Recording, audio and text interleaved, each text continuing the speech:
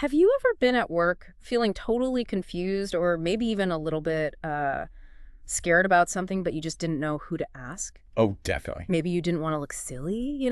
Or worse, you were afraid it might actually cause trouble. Yeah. And this feeling, it can be especially intense if you're maybe new to the UK or English isn't your first language, and the rules just aren't as clear as you'd like them to be.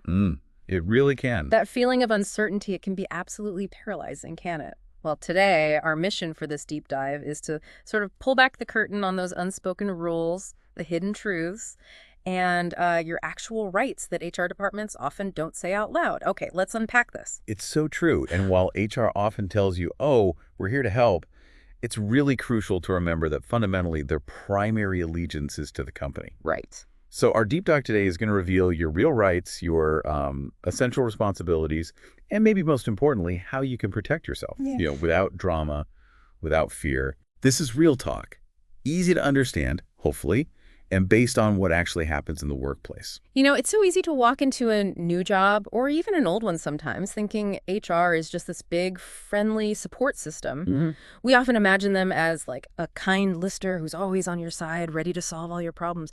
But is that really the whole story? Like, what's the truth behind how HR actually functions? Well, that's the million-dollar question, isn't it?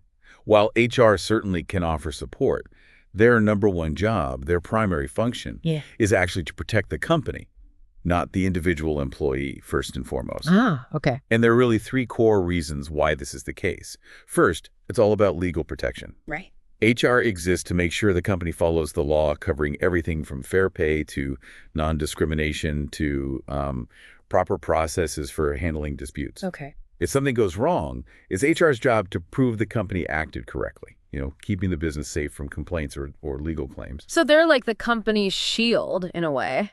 Exactly, a shield. Then think about problem management. If there's an argument between employees or maybe a complaint of bullying, HR steps in. But their goal isn't just to fix the problem for you personally. Their job is to protect the company from being blamed or, frankly, losing good staff. Okay. So they might suggest informal solutions like, oh, just talk it out, to avoid any formal action that could potentially look bad for the company, even if maybe that formal action is what you feel you need. Right. Avoid the paper trail sometimes. Precisely.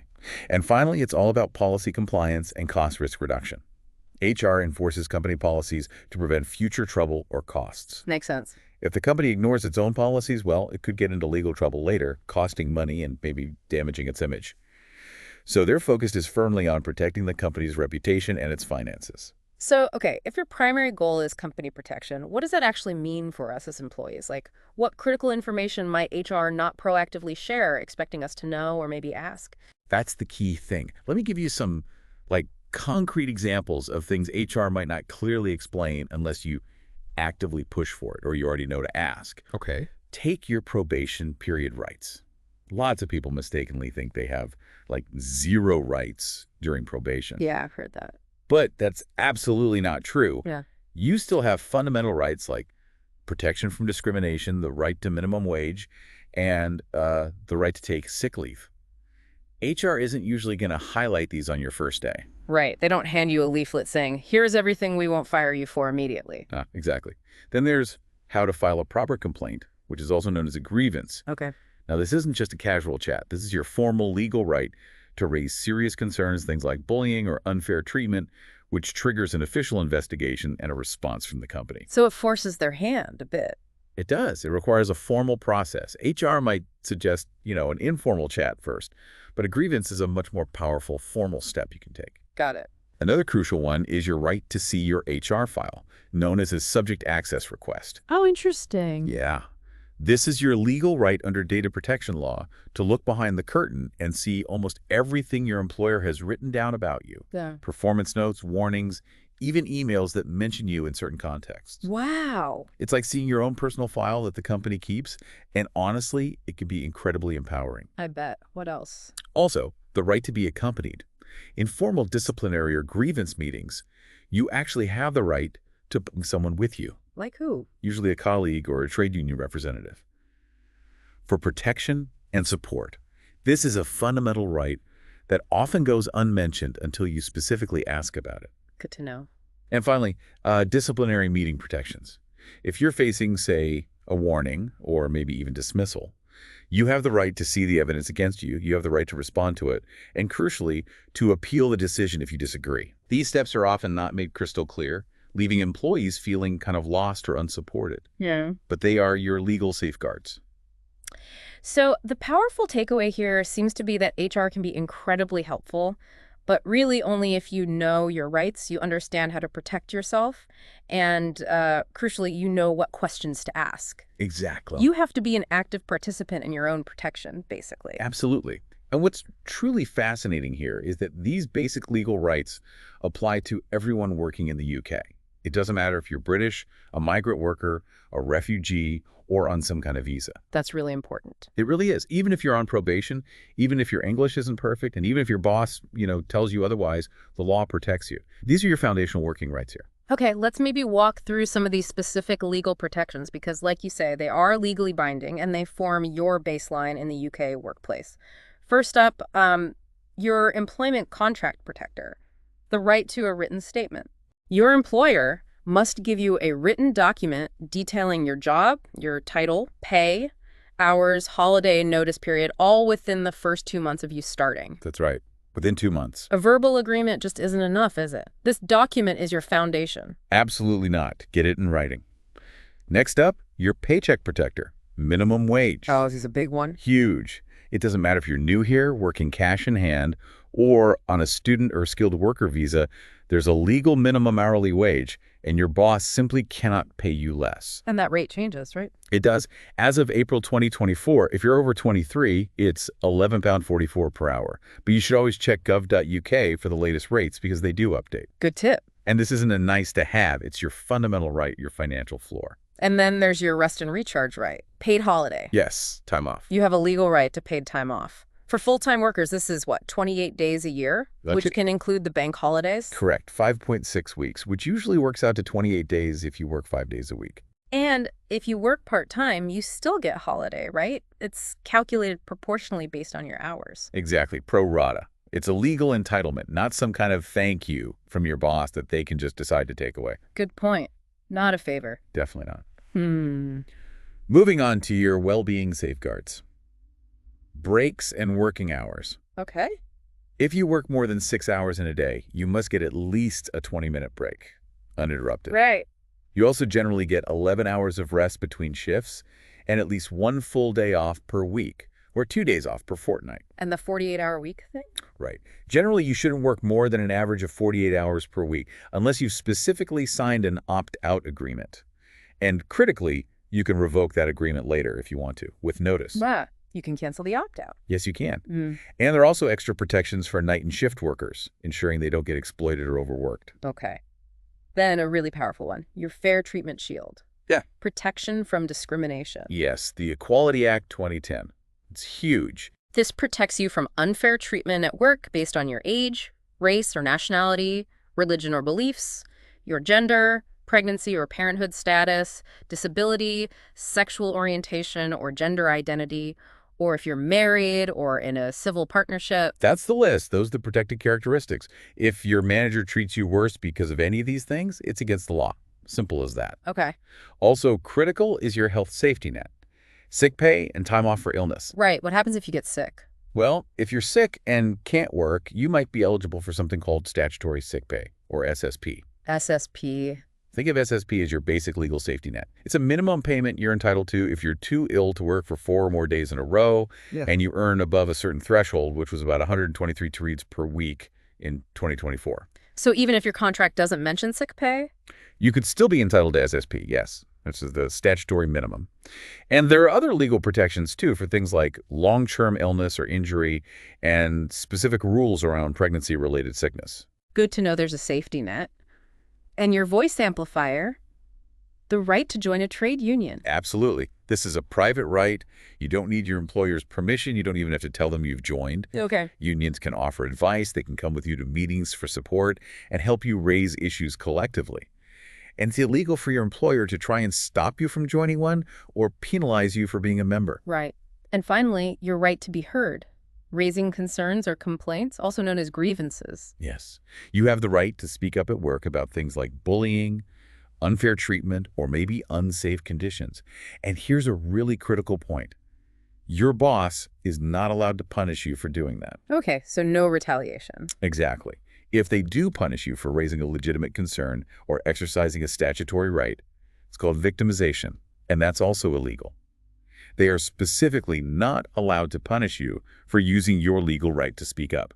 It's so important to reiterate this. Even if nobody tells you about these rights, you still have them. They are your legal bedrock, right?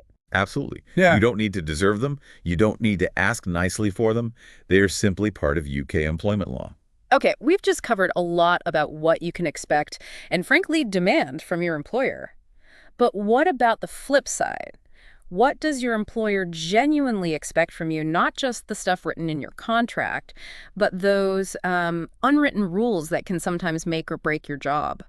That's a really crucial distinction, isn't it? Because managers have a lot of these unspoken expectations that aren't necessarily in your job description. Like what? For example, they generally expect you to be proactive, adaptable, and discreet. Okay, break that down. Well, proactive means not just waiting to be told exactly what to do, but thinking ahead, maybe solving small problems yourself.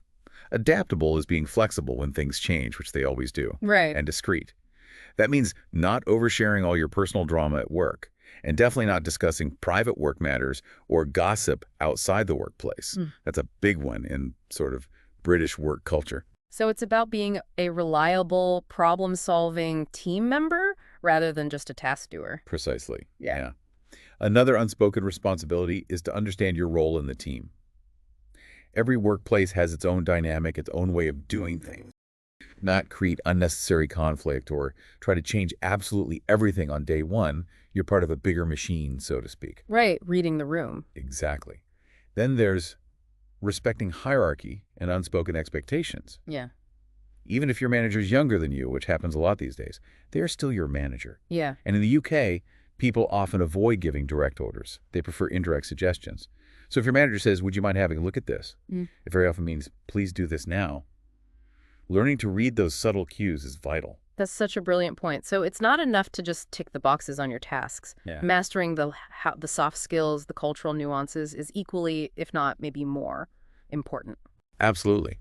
I'd say soft skills matter more than you think. Being on time, answering emails reasonably promptly, just saying hi or morning when you come in, maybe taking notes in meetings, letting other people speak without interrupting constantly. These seemingly small things make a huge difference. Yeah. Your attitude, your communication style, your general self-management, honestly, they often matter more than just your technical skills on paper. You might be technically brilliant, but if you're difficult to work with, that can be a real barrier. Okay. And finally, a slightly surprising one for many people, perhaps. Being a good fit is often more important than being technically the best. Really? Yeah.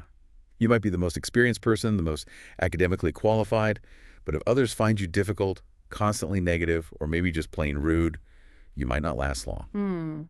In many British workplaces, being generally liked, being calm under pressure, and being polite is often valued more highly than being the smartest person in the room. It's really about collaboration and maintaining a reasonably harmonious environment. Right. Team harmony. Now, let's quickly clarify your actual legal responsibilities as an employee, the things that are definitely written down, or at least implied by law. Okay, must-dos. Yeah. You have a duty of care, meaning you mustn't put others at risk by your actions or inaction, like ignoring safety rules or, say, bullying someone. Critical.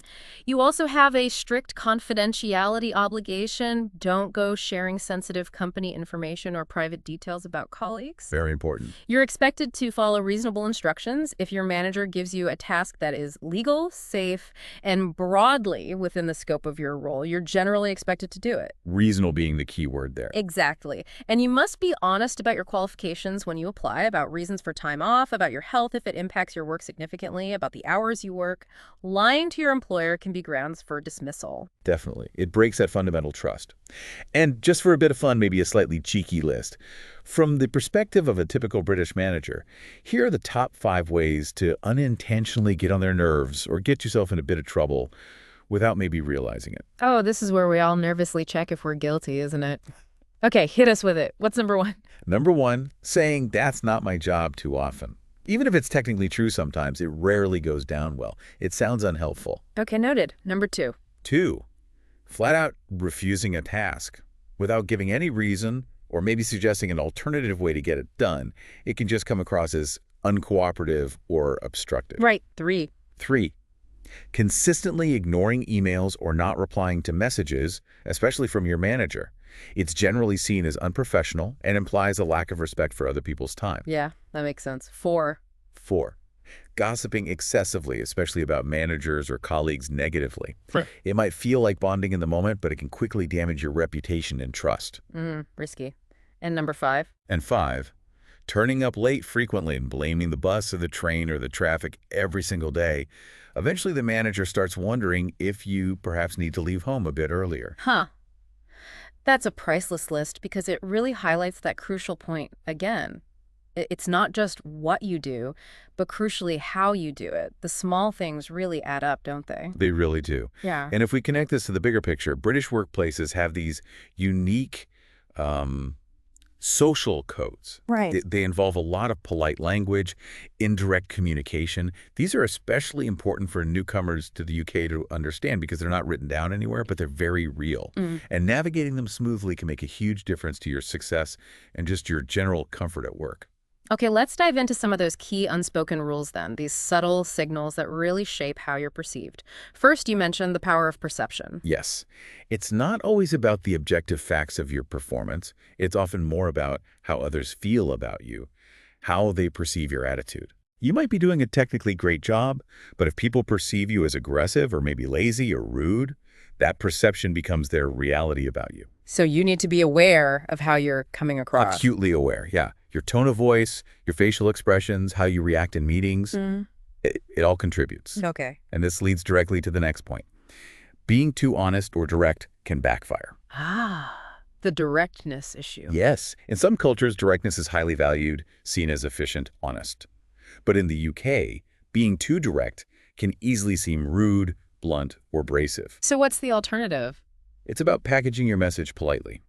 Instead of saying, this is wrong, you might try softer phrases like, I'm not sure this quite works for me, or could I suggest something slightly different maybe, or I wonder if we could look at it this way. Hedging your language a bit. Exactly. Hedging, softening. And then there's the truly fascinating, sometimes baffling world of British indirectness, how to read between the lines. Right, the codes. The codes. These phrases are often loaded with hidden meaning. For instance, when your manager listens to your idea and says, interesting, they often really mean, I don't like it at all. Oh, dear. Okay. What else? Or if someone says, I'm not sure that's quite right, they're almost certainly telling you no, or that's wrong. A polite no. A very polite no. Let's revisit this later. Often means, let's forget about this entirely, please. Okay. And the classic, not bad at all. That actually usually means pretty good, sometimes even very good. That's a high compliment delivered via understatement. Wow. You really need to listen not just to the words, but to the tone, the timing, the context. It takes practice. Definitely sounds like it.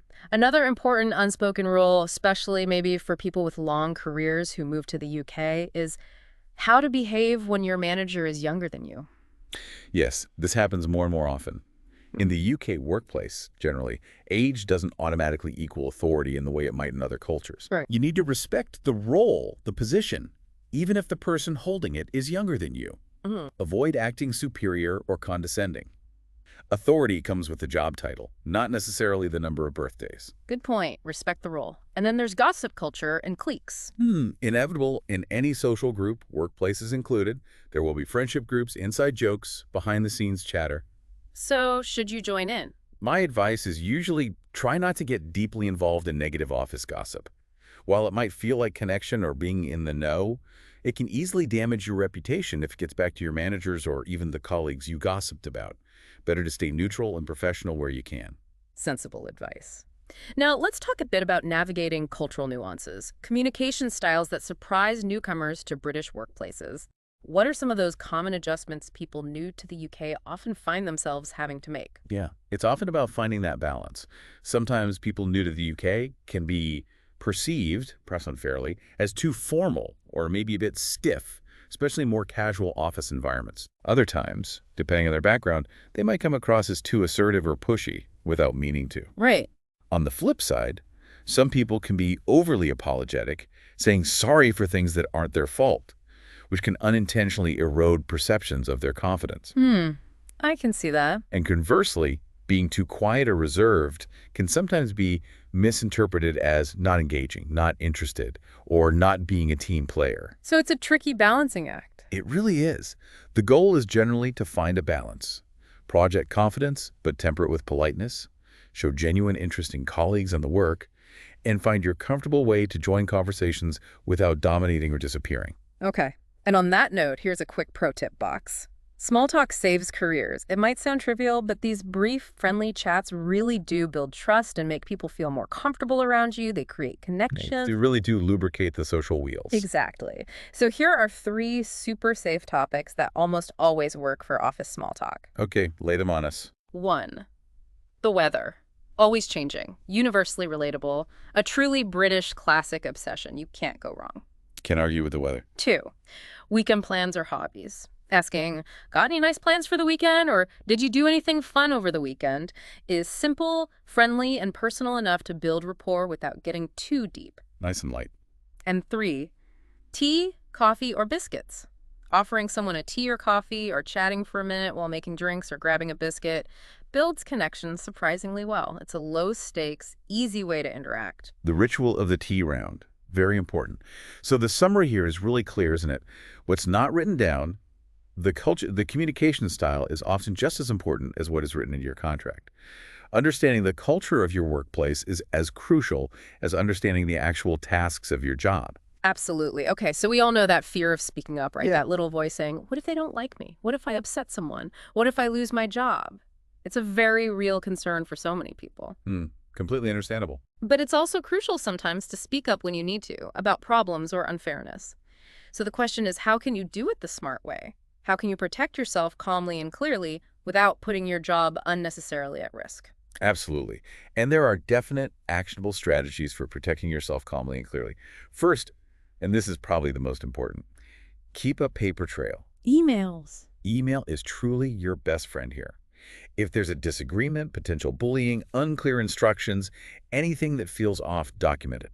Send polite emails confirming conversations or maybe requesting instructions or clarifications in writing. Why is that so powerful? Because if problems escalate, you'll have undeniable time-stamped evidence.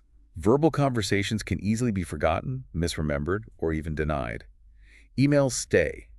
Think of them as your official receipt for what happened or was said. Okay, that makes perfect sense. So even if it's just a quick chat, maybe follow it up with a brief email saying, hi, just wanted to confirm my understanding of what we discussed earlier. Exactly that. It's a simple habit, but it offers huge protection down the line. Second, speak to HR smartly.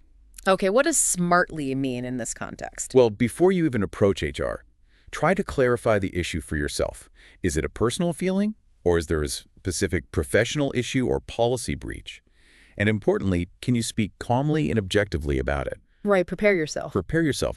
And when you do go, maybe try using phrases like, I'd like a bit of support with the situation I'm not sure how to handle, or I'd appreciate some guidance on. Using words like support or guidance often sounds more professional and less confrontational than just saying, I have a problem, and it frames it as you seeking a constructive solution. Okay, good framing. What's next? Third, if you're genuinely being bullied or micromanaged, don't stay silent. If someone is constantly criticizing you unfairly, undermining you, watching everything you do excessively, or speaking to you rudely or aggressively, that's generally not okay. So what do you do? Start recording specifics. Dates, times, exact words used if possible, any witnesses. Keep a log. Then you could approach your own line manager, if they aren't the problem, or HR. And what do you say?